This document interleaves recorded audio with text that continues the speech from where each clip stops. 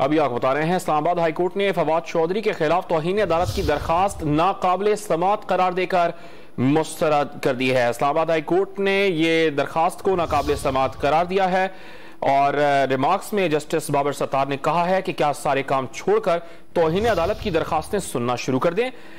ये तहरीक इंसाफ के रहनुमा फवाद चौधरी जिनके खिलाफ दरखास्त जमा कराई गई थी तौहीन अदालत की, उस दरखास्त को इस्लामाबाद हाईकोर्ट ने अब मुस्तरद कर दिया है। इस्लामाबाद हाईकोर्ट ने फवाद चौधरी के खिलाफ तौहीन अदालत की दरखास्त को नाकाबिल समाअत करार देकर मुस्तरद कर दिया है। जस्टिस बाबर सत्तार ने इस रिमार्क्स दिए कि क्या सारे काम छोड़कर तौहीन अदालत की दरखास्तें सुनना शुरू कर दें।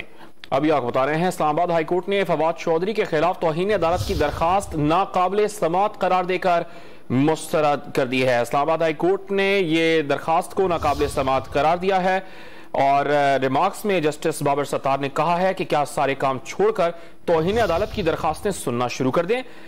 ये तहरीक इंसाफ के रहनुमा फवाद चौधरी जिनके खिलाफ दरखास्त जमा कराई गई थी तौहीन अदालत की, उस दरखास्त को इस्लामाबाद हाईकोर्ट ने अब मुस्तरद कर दिया है। इस्लामाबाद हाईकोर्ट ने फवाद चौधरी के खिलाफ तौहीन अदालत की दरखास्त को नाकाबिल समाअत करार देकर मुस्तरद कर दिया है। जस्टिस बाबर सत्तार ने इस रिमार्क्स दिए कि क्या सारे काम छोड़कर तौहीन अदालत की दरखास्तें सुनना शुरू कर दें।